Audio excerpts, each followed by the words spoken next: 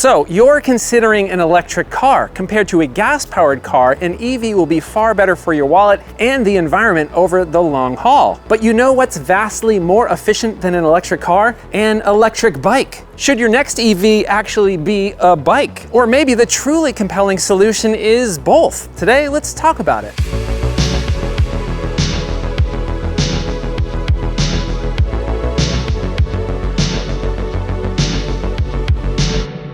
Sales of electric cars are doing rather well. Over 1 million electric cars are projected to be sold in the US this year, 2 times the number that were sold in 2021. And this Hyundai Ioniq 5 right here, this is one of the best electric vehicles on sale today. It combines practicality, comfort, efficiency, and super rad looks. And it's not crazy expensive. The entry-level trim is available for less than the average new vehicle price.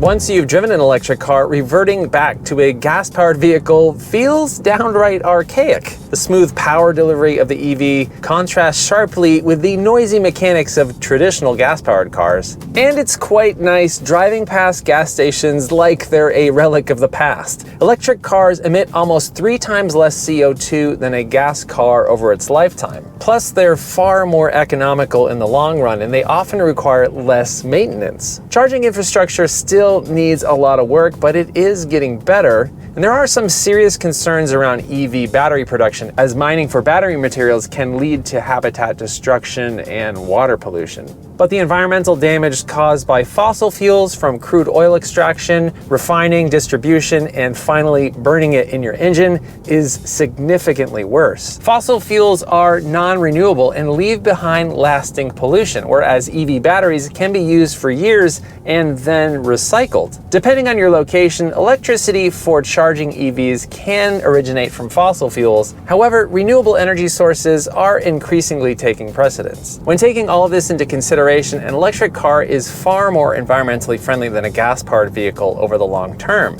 But the major drawback of electric cars, other than quibbles like range anxiety and charging speeds, are that they don't do anything to solve the problem of ever-increasing traffic and congestion. And the adoption rate of electric cars is far too slow to counter the insane amount of pollution created by gas-powered cars. Only investing in other modes of sustainable transport can truly solve these problems.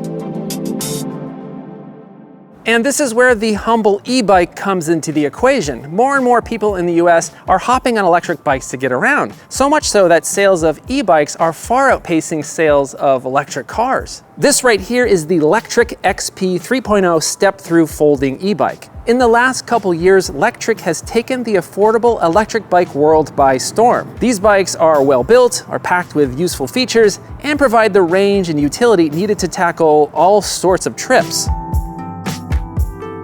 There's a ton of reasons why e-bikes are taking off. When compared to a car, they are significantly less expensive to purchase and operate. They can cover vast distances and can match or even exceed the speed of cars caught in traffic. When you get to your destination, you don't have to worry about parking. They fit nearly everywhere. And e-bikes are just fun, considering they can get to many places that cars can't go. Of course, they're not perfect. E-bikes obviously have a limited range compared to cars and expose riders to weather. Cars provide more storage and are better suited for long distances, and e-bikes are more susceptible to theft. But as it turns out, the electric bike is one of the most efficient forms of transportation ever created. While electric cars can achieve around 100 miles per gallon equivalent, there are some studies that show electric bikes, depending on a range of factors, can allow you to achieve over 1,000 miles per gallon equivalent. The cost per mile is 0.2 of a penny, compared to about 5 cents for an electric car and 58 cents for a gas-powered car.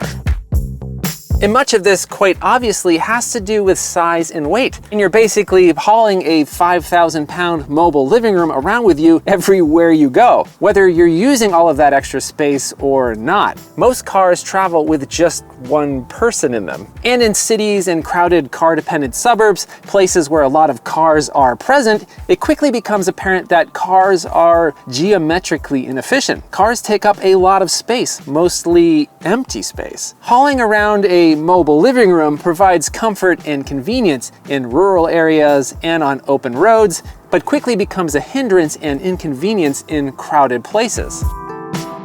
In North America, years of urban planning decisions and lobbying by the auto industry has made the automobile the de facto standard way of getting around, even though it costs Americans between 16 to 29% of their yearly income and costs the lives of 43,000 people per year. Now, there are some very obvious drawbacks to getting around on a bicycle. Much of our built environment here in the US is extremely inhospitable, difficult, and dangerous to anyone outside of a car, simply because our infrastructure was built to favor the car and exclude all other ways of getting around.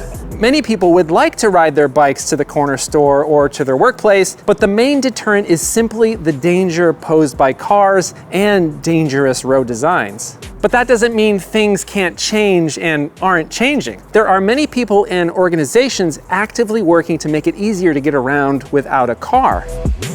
The rising cost in car ownership is undoubtedly spurring a greater interest in e-bikes. The average new vehicle cost in the US is nearly $50,000, with a $750 a month car payment. It's even over $500 a month for a used car. The average American spends over 10 grand a year on cars. That makes a $1,000 e-bike like this awesome little Lectric seem like an absolute bargain. Heck, over a few months, avoiding that insane car payment could save up enough money for a high-end cargo bike.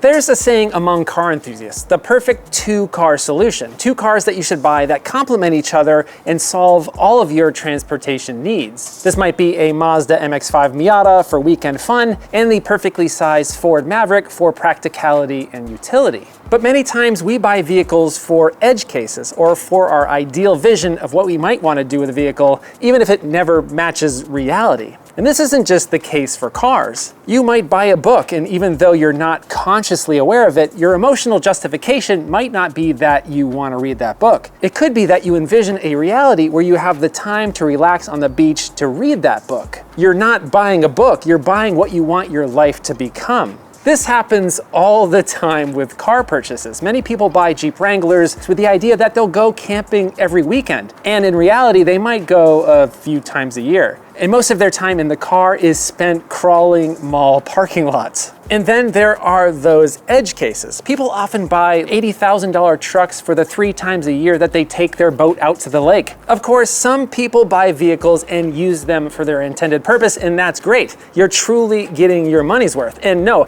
I'm not the car buying police. You can buy whatever you want. But the reality is, buying for those rare edge cases or to fashion an idealistic view of what you want your life to become, you're likely spending a lot more than you need to, or you're buying vehicles that are far less efficient than your average daily usage requires.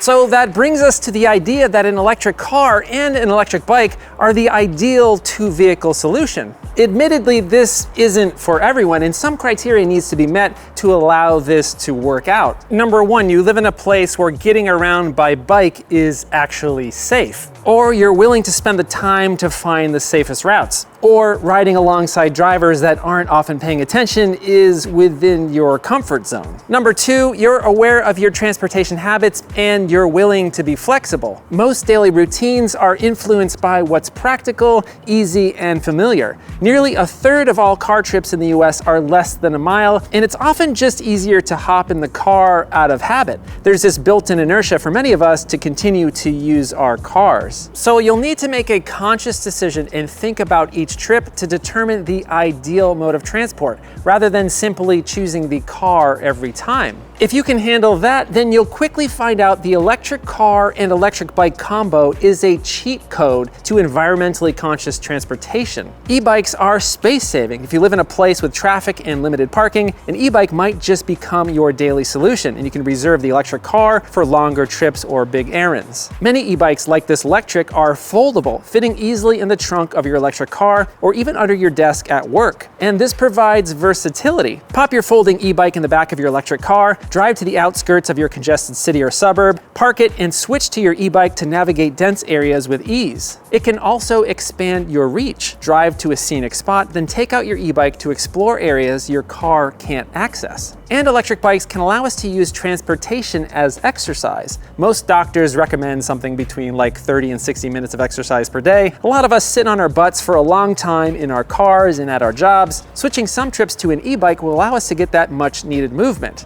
And if you get tired and don't want to tackle hills, just let that electric assist kick in. For longer journeys or when transporting large items, use your electric car. With this perfect two-vehicle solution, you have two eco-friendly options. Choose the best one for your specific need that day. And once you start switching some trips over to an e-bike, you might find out that it's so much fun you'll want to do more. Now, obviously, there are going to be some car-brained people that say things like, how can I haul a week's worth of groceries on an e-bike? Or how can I ride an e-bike when it's cold? Well, sometimes you might want to use your car, and that's fine. But there are thousands of people on bikes that haul groceries, kids, and more every day and actually enjoy doing it. And plenty of people in cold places get around by bike. You know, there's these things called coats and gloves. And sure, for you, maybe not every trip is going to be a bike trip. But the reality is, if you're committed to lowering your carbon footprint and spending far less money on transportation, switching some trips to an e-bike is the absolute most effective way to do it. If you want to come up with the ideal two-vehicle solution, it might just be two EVs that perfectly complement each other: an electric car and an electric bike. If you like this video and you want to see more like it, please consider hitting that subscribe button and the bell icon. If you want to help support the channel, please buy a Hello Road t-shirt. Thanks so much for watching. I hope you're well, and I'll see you soon.